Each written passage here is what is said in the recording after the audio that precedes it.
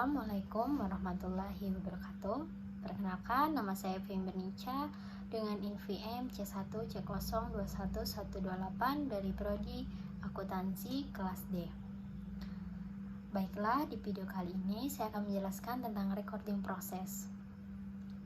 Akuntansi itu tersendiri kan terbagi menjadi 3 aktivitas. Yang pertama yaitu mengidentifikasi, yang kedua pencatatan, ketiga pelaporan. Yang saya akan bahas pada aktivitas ini yaitu yang kedua, yaitu pencatatan. Nah, dalam pencatatan ini sendiri terbagi lagi menjadi 3 bagian, yaitu yang pertama yaitu tahap pencatatan itu sendiri, yaitu kita mencatat transaksi berdasarkan bukti transaksinya. Jadi setiap kita membuat tahap pencatatan ini harus ada bukti transaksinya, lalu kita posting ke jurnal. Jurnal merupakan catatan akuntansi pertama kali dilakukan yang mencatat transaksi secara kronologis. Jadi urut tanggal kejadian. Misal tanggal 1 Januari, 2 Januari, 3 Januari, seperti itu harus urut. Tidak boleh tanggal 30 Januari dulu baru tanggal 1 Januari, itu salah.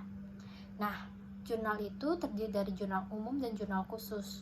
Jurnal umum terdiri dari kolom tanggal, keterangan, nama akun, referensi atau kode akun, kolom debit dan kredit. Sedangkan jurnal khusus biasanya digunakan pada perusahaan dagang untuk mencatat transaksi yang sifatnya sering terjadi atau berulang-ulang. Dan dengan menggunakan jurnal khusus akan lebih memudahkan pada perusahaan dagang tersebut. Jurnal khusus ini terdiri dari jurnal penerimaan kas, jurnal penjualan, jurnal pengeluaran kas, dan jurnal pembelian. Tahap kedua yaitu tahap pengklasifikasian, yaitu melalui posting ke buku besar. Posting adalah proses memindahkan informasi dari jurnal ke buku besarnya masing-masing. Tahap yang ketiga yaitu tahap pengitisaran, yaitu menjumlahkan saldo dari setiap akun pada setiap akhir periode dan menyusunnya dalam suatu daftar yaitu neraca saldo. Nah, di neraca saldo tadi adalah daftar yang memuat akun-akun beserta saldonya masing-masing pada tanggal tertentu. Jadi dikelompokkan sesuai dengan saldonya masing-masing. Akun adalah tempat untuk mencatat pengaruh dari suatu transaksi. Akun itu dibagi lagi menjadi 5A, yaitu akun aset, liabilitas, akun ekuitas, akun penghasilan, dan akun beban. Kelompok akun memiliki akun-akun individualnya. Suatu pengaruh dari transaksi akan dicatat pada akun individualnya. Nah, kita masuk ke akun aset. Nah, akun aset ini kan terbagi lagi menjadi aset lancar dan aset tidak lancar. Nah, sebelum saya masuk ke sana, saya akan menjelaskan apa sih aset itu. Aset adalah total kekayaan atau harta. Nah, aset lancar itu aset yang memberi manfaat atau habis terpakai kurang dari 1 tahun. Sedangkan aset tidak lancar itu aset yang memberi manfaat lebih dari 1 tahun. Contoh aset lancar itu seperti kas, piutang usaha, perlengkapan, sewa di bari muka, dan persediaan barang bangunan. Sedangkan aset tidak lancar itu tanah dan bangunan. Aset tidak lancar tadi kan pengertiannya yaitu aset yang memberi manfaat lebih dari 1 tahun. Tanah dan bangunan kan pasti akan memberikan manfaat yang kita rasakan lebih dari 1 tahun. Nggak mungkin kan tanah dan bangunan itu manfaatnya hanya kita gunakan 1 tahun. Masa tanah hanya digunakan 1 tahun? Kan tanah tidak habis. Jadi aset tidak lancar itu contohnya seperti tanah dan bangunan. Ada lagi properti investasi jangka panjang, seperti investasi saham, investasi obligasi, terus aset tak berwujud. Nah, contoh dari aset tak berwujud ini seperti paten, hak cipta, waralaba, merek dagang, goodwill. Nah, hak cipta seperti kita menulis lagu itu kan hak cipta, itu aset yang kita miliki. Nah, merek dagang seperti merek dagang itu adalah aset. Itu nggak bisa digunakan sembarangan orang. Merek dagang itu ada kepemilikan kita. Nah, dan yang terakhir yaitu aset lainnya, aset tetap yang umur manfaatnya sudah habis namun masih dimanfaatkan perusahaan. maka aset tersebut tidak boleh disajikan sebagai aset tetap, namun disajikan sebagai aset lainnya. Karena umur manfaatnya sudah habis, jadi ia masuk sebagai aset lainnya. Selanjutnya kita masuk ke akun liabilitas. Liabilitas itu ada liabilitas jangka pendek dan liabilitas jangka panjang. Liabilitas jangka pendek ini adalah dilunasi kurang dari 1 tahun atau 1 siklus periode operasional normal. Contohnya seperti utang usaha, utang dagang, utang WC, utang gaji, utang PPN. Nah, liabilitas jangka pendek ini nggak boleh dilunasi kurang dari 1 tahun atau 1 periode. Sedangkan liabilitas jangka panjang itu kebalikan dari liabilitas jangka pendek. Jadi pelunasannya lebih dari 1 tahun, seperti utang obligasi, utang hipotek, utang bank jangka panjang. Kalau utang bank jangka panjang contohnya 5 tahun itu kan udah masuk liabilitas jangka panjang, jadi akunnya itu liabilitas jangka panjang karena udah lebih dari 1 tahun, nggak bisa dia masuk ke liabilitas jangka pendek. Selanjutnya ke ekuitas. Nah, ekuitas ini ada modal saham dan saldo laba atau retained earning. Modal saham itu contohnya modal saham biasa, agio saham biasa, saham treasure. Saldo laba itu contohnya dividen. Nah, pada akun penghasilan itu ada pendapatan. Contohnya pendapatan jasa, penjualan, itu disebut pendapatan. Keuntungan termasuk dalam penghasilan juga. Beban itu ada beban harga pokok penjualan, beban gaji, beban sewa, beban bunga, itu klasifikasi dari beban. Dan kerugian termasuk dalam beban juga, akun beban.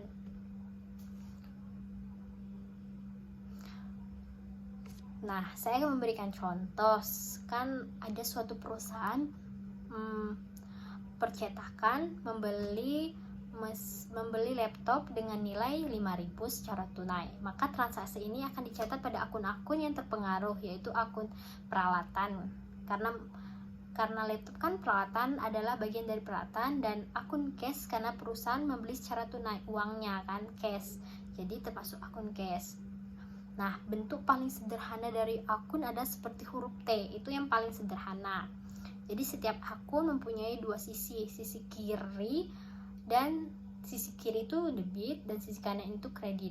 Nah, pada setiap akhir periode, akun-akun ini akan dihitung berapa saldonya dengan cara menghitung selisih antara jumlah pada sisi debit dengan jumlah pada sisi kredit.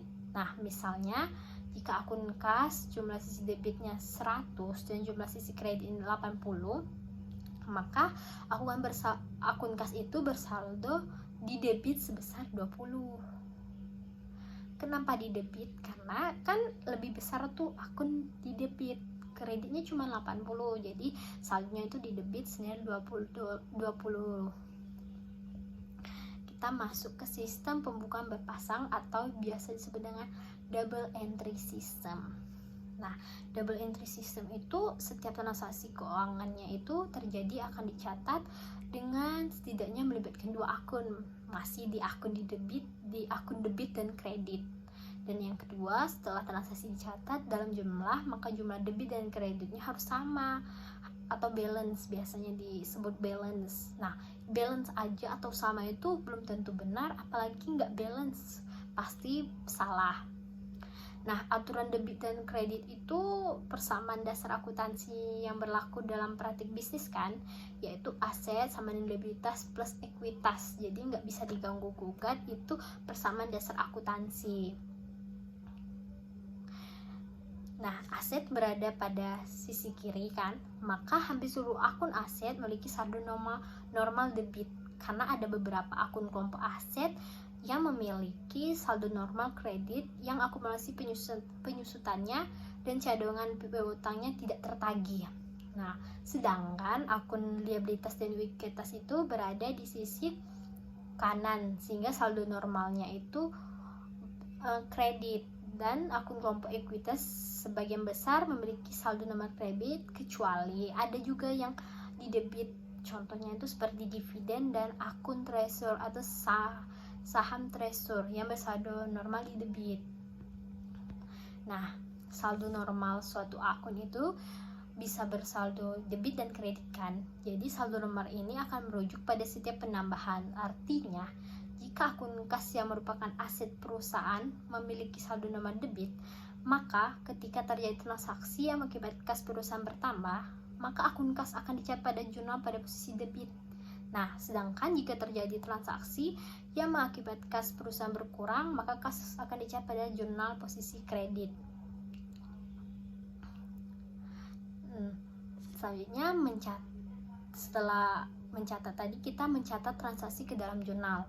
Jadi setiap terjadi transaksi dan ketika transaksi tersebut dicatat pada jurnal umum, kan tadi itu melibatkan dua akun tuh, akun di mana satu akun didebitkan dan satu lagi akan dikreditkan dengan jumlah nominal pada sisi debit dan kredit itu harus sama. Misal 500, di debitnya 500, di kreditnya juga harus 500. Nah, contohnya itu pada tanggal 5 Januari 2023 saya PMI menginvestasikan uang tunai 20 juta untuk mendirikan perusahaan jasa akuntansi dengan nama VT Agung. Nah, investasi ini ditukarkan dengan kepemilikan saham biasa.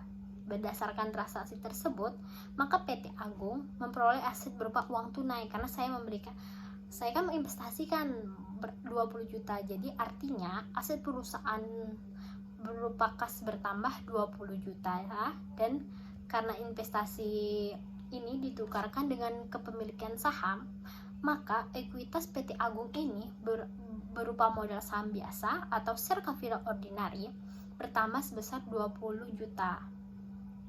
Nah, bisa juga kita ingat bahwa aset memiliki saldo normal di debit dan saldo normalnya merujuk pada setiap penambahan. Artinya, karena ada transaksi ini,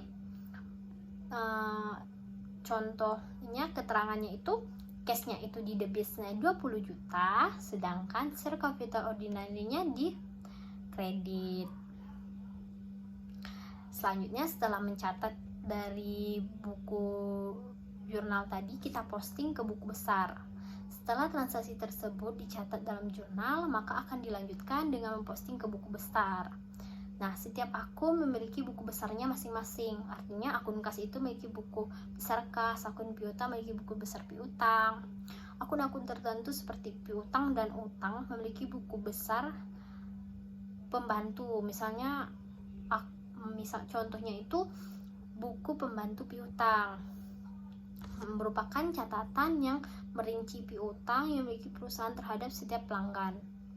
Posting itu yaitu memindahkan informasi dari jurnal tadi yang telah kita catat ke buku besarnya masing-masing. Nah, bentuk akunnya itu ada buku bentuk T, buku besar bentuk T. Dan yang kedua itu yang standar, yang kolom-kolom yang ada tanggalnya, keterangan, referensi, debit dan kreditnya yang saya telah jelaskan di awal tadi. Sedangkan ada yang bentuk T, seperti huruf T, simple, tinggal kita meletakkan di debitnya bagian kiri, di kreditnya di bagian kanan. Bentuk T ini lebih simple daripada bentuk form standar. Nah, setelah kita membuat itu tadi, kita selanjutnya menyusun neraca saldo.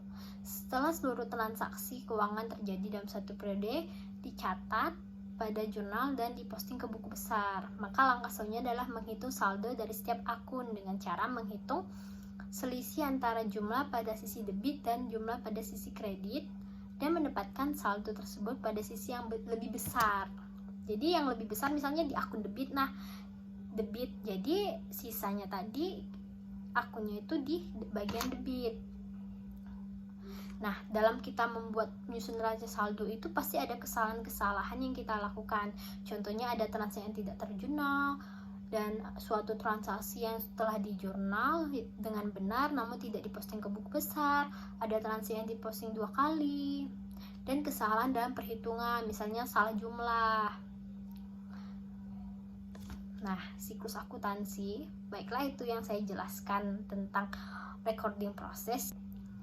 Baiklah, itulah yang saya jelaskan tentang recording proses, tentang bentuk neraca saldo dan menyusun neraca saldo tadi. Dari awal sampai akhir saya sudah menjelaskan. Mungkin ada salah kata atau salah bicara, mungkin saya mohon maaf. Saya juga masih belajar. Terima kasih. Wassalamualaikum warahmatullahi wabarakatuh.